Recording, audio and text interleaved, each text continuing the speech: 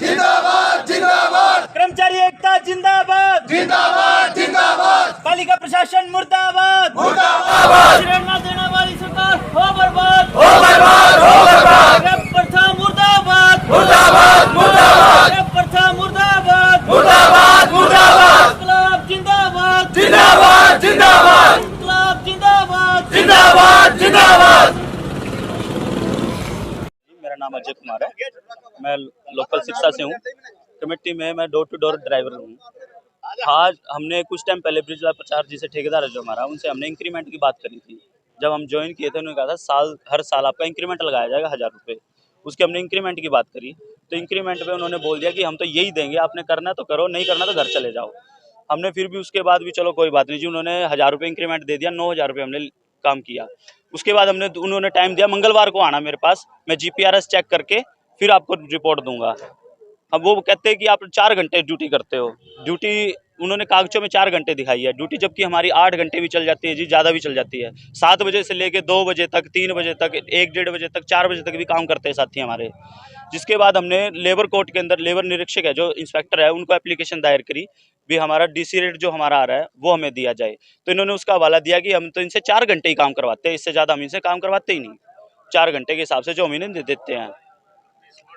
तो गाड़ियां सिरसा में 31 वार्ड की 31 गाड़ियां होनी चाहिए, जबकि गाड़ियां भी यहाँ पर 24 गाड़ी चलती है। उसके बावजूद बाकी गाड़ियों का काम भी बाकी गाड़ियां करती हैं। उनके एरिए बढ़ा दिए गए। कुछ ऐसा भी होता है कि जो साथी है उनको बहुत ज़्यादा लेट भी हो जाता है जो बाकी गाड़ियों का काम कर रहा है। तो हमने निरीक्षक साहब को एप्लीकेशन लगाई थी, तो 10 तारीख का हम वहाँ बुलाया गया था। अभी 10 तारीख को हम दोनों पार्टियों को बुला लेंगे, कर्मचारियों को भी और ठेकेदार को भी।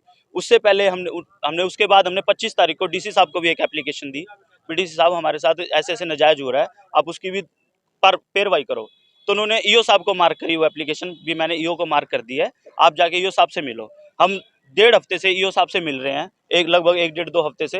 तो EO साहब हमें हर बार कह देते हैं कि आपसे मैं कल मिलूंगा। ऑफिस में तो कभी मिले ही नहीं, हम घर पे जाके मिलते थे, कहते ऑफिस आता हूँ तो वहीं मिलूंगा, ऑफिस में भी नहीं मिलते थे। वापस अगले दिन वहाँ गए, अगले दिन कहते कि मेरी DC साहब से मीटिंग है या कहीं और मीटिंग है, मैं आपको फिर बाद में ऐसा जवाब दूंगा।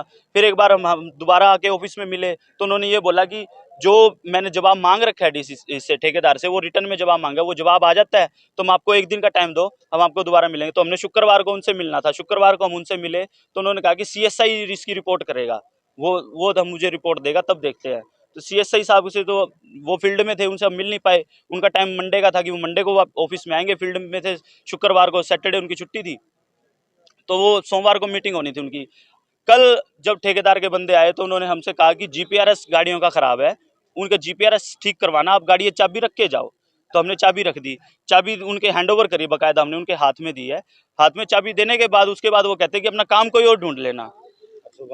सुबह फिर वो कहते हैं चलो कोई बात नहीं, तुमको फ़ोन पे जैसा होगा वो हम आपको बता देंगे GPRS ठीक करवाने के बाद। तो सुबह जब हम ड्यूटियों पे आए, सुबह उन्होंने 25 ड्राइवर एक्स्ट्रा और बाहर से जो प्राइवेट सेक्टर से जो भी पब्लिक बुला रखी थी उन्होंने वो लोग बुलाए हैं। तो उन लोगों से को ज्वाइनिंग करा के हमें कह दिया गया कि आप कहीं भी जा सकते हो, हमारी तरफ से आपका कोई वर्ड नहीं है, भी आप काम पे नहीं है, बिना नोटिस किसी भी तरीके से। EO साहब से बात हुई थी सर, शुक्रवार उन्होंने हमें, वीरवार को मिले थे तो उन्होंने 1 दिन का चाबी लेने के बाद अब मिले जी। अभी फिलहाल EO साहब मौके पे अभी आए हैं तो उनसे अब मिले हैं। तो उन्होंने सोमवार का समय, उन्होंने संडे का समय मांगा, अभी सोमवार को आप जवाब दे दिया जाएगा आपको। उन्होंने 12 बजे का टाइम मांगा है, 12 बजे के बाद जैसा भी आपको अच्छा लगे वैसा आप कर सकते हो।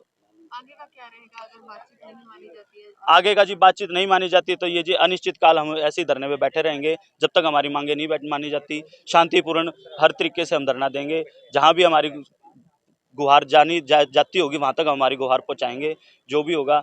और हम प्रशासन से, सरकार से यही मांग करते हैं कि हमारा जो हक है, जितने घंटे की हम ड्यूटी करते हैं, हम ये नहीं कहते कि चलो हमने 8 घंटे करी है, 12 घंटे की, हमें चाहे 1 घंटा ड्यूटी करी हो, जितने भी घंटे आप तफ्तीश करा लो, एरिया में पूछ लो गाड़ी कितने बजे तक यहाँ रहती है नहीं रहती, जो भी है। GPS चल रहा है गाड़ियों के अंदर, GPS उस चीज़ की रिपोर्ट दे दिया कितने घंटे गाड़ी वर्क कर रही, कितने नहीं कर रही।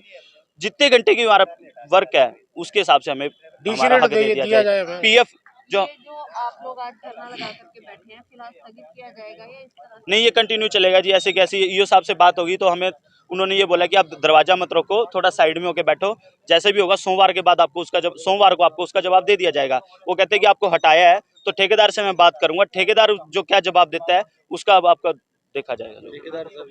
तब तक ये जारी रहेगा, जब तक हमारी मांगे पूरी नहीं हो जाती जी, हमारा हक हमें नहीं मिल जाता, तब तक ये धरना जारी रहेगा। मैं इसका कोई काल नहीं कहता, यह अनिश्चितता काल तक ही चलेगा, जब तक हमारा हक हमें दे नहीं दिया जाता।